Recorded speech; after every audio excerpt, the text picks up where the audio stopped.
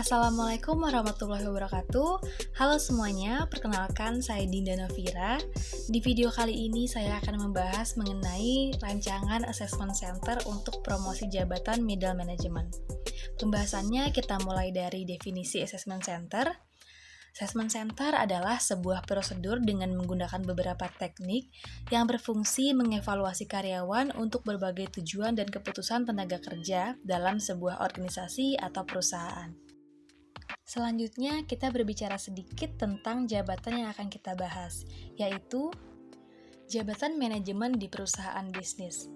Dalam struktur organisasi, peran manajemen pada umumnya dibedakan dalam 3 tingkatan, yaitu lower level, middle level, dan top level. Semakin ke atas, maka semakin sedikit jumlah manajer, tetapi semakin besar tanggung jawab dan semakin luas kewenangannya. Tingkatan manajemen perusahaan juga ditentukan oleh skala bisnis dari organisasi yang bersangkutan. Top level management atau manajer tingkat atas. Manajemen paling tinggi yang biasa disebut CEO, COO, CFO, Managing Director, dan Presiden Direktur. Di tingkatan ini, manajer menjadi nahkoda organisasi bisnis karena mereka yang menentukan bagaimana perusahaan akan dijalankan. Mereka tidak menangani masalah teknis sehari-hari, melainkan bertanggung jawab dalam menentukan perencanaan, strategi, dan kebijakan organisasi. Middle level management atau manajer tingkat menengah. Contohnya seperti kepala departemen, head of division, kepala cabang, atau branch manager. Di tingkatan ini, manajer bertugas merealisasikan kebijakan manajer tingkat atas ke dalam rencana divisi. Misalnya, menyusun target secara spesifik dan konkret, termasuk juga bertanggung jawab untuk mengelola dan mengarahkan manajer tingkat bawah.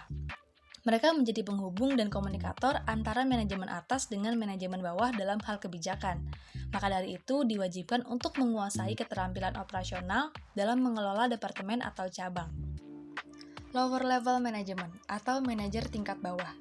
Contohnya supervisor, office manager, section manager, dan mandor. Mereka mengelola staf secara langsung dan bertanggung jawab memberikan supervisi serta pengarahan kepada pekerja dalam kegiatan operasional bisnis. Wewenang mereka terbatas, namun bertanggung jawab kepada manajer tingkat tengah. Oleh karena itu, butuh penguasaan keterampilan teknis, kemampuan memimpin, dan mengorganisir pekerja. Secara keseluruhan, dapat dikatakan jabatan manajer termasuk dalam kategori people-oriented.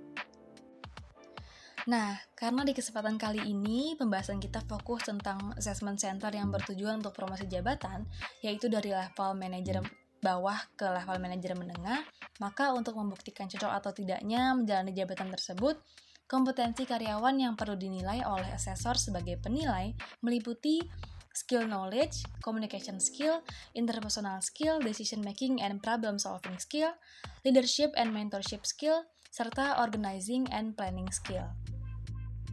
Kemudian, kita akan membahas metode atau latihan simulasi assessment center yang dapat dilakukan. Beberapa di antaranya yaitu interview, mencakup bagian dari kehidupan lampau dari peserta, yaitu latar belakangnya, misalnya pengalaman masa kecil, masa sekolah, atau pengalaman kerja sebelumnya. Biasanya, sebelum proses assessment center dimulai, akan disusun sebuah formulir riwayat hidup. Kompetensi yang dapat dinilai dalam wawancara ini adalah kemampuan komunikasi lisan. Leaderless Group Discussion.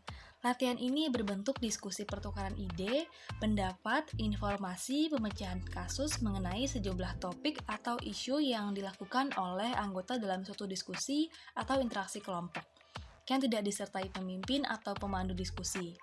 Kompetensi yang dinilai adalah kemampuan kepemimpinan, komunikasi, kerjasama, dan stabilitas emosi. Contoh aktivitasnya, disediakan 4 kasus pendek tentang masalah manajemen yang memerlukan berbagai bentuk kata putus manajemen, disajikan kepada kelompok-kelompok yang terdiri dari 4 peserta. Dalam 1 jam, kelompok yang berperan sebagai konsultan harus dapat memecahkan masalah dan menyampaikan rekomendasinya secara tertulis. Individual Fact-Finding and Presentations. Ini merupakan jenis simulasi lain dalam assessment center, di mana peserta harus menggali fakta dari suatu situasi dalam posisi yang dihadapkan langsung dengan penanya, dan kemudian mempertanyakan keputusan yang diambilnya. Setelah itu, peserta harus mempresentasikan secara individu mengenai rekomendasi yang harus dijalankan. Contoh aktivitasnya, dengan topik anggaran penelitian, peserta diberitahu bahwa seseorang baru saja menduduki jabatan sebagai manajer divisi. Ia diberi uraian singkat mengenai kejadian di masa pejabat sebelumnya, yang baru-baru ini telah mengajukan permohonan untuk peninjauan kembali terhadap keputusan itu. Sehingga penelitian dapat dilakukan, peserta disediakan waktu 15 menit untuk mengajukan pertanyaan guna menggali fakta-fakta dalam kasus ini. Selanjutnya, ia harus menyampaikan keputusannya secara lisan beserta alasan yang mendukung dan berusaha mempertahankan keputusannya tersebut. Intray, simulasi ini berbentuk identifikasi kumpulan memo atau dokumen kerja yang harus direspon oleh peserta. Mereka diminta mencermati permasalahan dan hubungan antar memo, kemudian menyimpulkan permasalahan secara keseluruhan, untuk akhirnya merencanakan alur tindakan sebagai solusi mengatasi permasalahan. Kompetensi yang dinilai dari simulasi ini adalah kemampuan mengorganisasi dan merencanakan, kemampuan dalam mengambil keputusan, serta menyelesaikan masalah. Contoh aktivitasnya, diberi memo berisikan surat kepala seksi, peserta diminta untuk mengkaji isinya, memecahkan masalah, menjawab pertanyaan, mendelegasikan, mengorganisasikan, menyusun jadwal, dan menyusun rencana.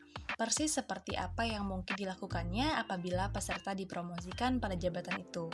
Selanjutnya, asesor meninjau isi memo yang telah diselesaikan dan melakukan wawancara selama 1 jam dengan peserta untuk memperoleh informasi lebih lanjut. Role play. Metode ini berupa permainan peran yang pada dasarnya adalah tindakan pencarian fakta, pengambilan keputusan, atau negosiasi. Pilihan setting, roles, output tergantung pada analisis dari pekerjaan. Nantinya peserta akan diberikan lembar yang berisikan peran yang akan dimainkannya. Begitupun tim assessment center juga sudah menyiapkan skenario yang akan dipegang oleh pemeran dari tim assessment center. Kompetensi yang dinilai yaitu kemampuan pengambilan keputusan. Contoh aktivitasnya, sebuah panitia kompensasi mengadakan pertemuan untuk mengalokasikan dana sebesar 115 juta guna meningkatkan gaji bijaksana bagi 6 pegawai, supervisi, dan manajerial. Setiap anggota panitia mewakili departemen-departemen dalam perusahaan dan diinstruksikan untuk berusaha sebaik mungkin bagi kepentingan pegawai departemennya. Case study and presentation. Studi kasus dirancang seperti kondisi pekerjaan sebenarnya, di mana peserta akan dihadapkan pada suatu permasalahan dan mereka akan diminta untuk mengidentifikasi masalah yang ada pada kasus tersebut, serta mencari alternatif solusi terbaik dengan mengajukan rekomendasi. Selanjutnya, hasil analisis kasus harus dipresentasikan secara tim. Peserta juga akan diwawancarai mengenai penggunaan data dan alasan rekomendasinya. Kompetensi yang dinilai dari simulasi ini adalah kemampuan pengetahuan, mengorganisir, dan merencanakan, serta kemampuan menyelesaikan masalah. Contoh aktivitasnya, peserta diminta untuk menyelesaikan sebuah kasus di mana sebuah perusahaan mengalami masalah, yaitu terdapat suatu divisi yang terus-menerus mengalami kerugian. Lalu, apakah perusahaan harus memperluas usahanya? Nah, peserta juga diberikan data tentang perusahaan tersebut dan diminta untuk mengajukan rekomendasi tindakan solusi yang tepat. Peserta menyajikan rekomendasi itu selama 7 menit dan setelah itu menyusun seperangkat rekomendasi dan dipresentasikan secara kelompok. Sekiranya sekian yang bisa saya jelaskan mengenai rancangan assessment center untuk promosi jabatan middle management. Terima kasih sudah menonton, kurang lebihnya mohon maaf. Wassalamualaikum warahmatullahi wabarakatuh.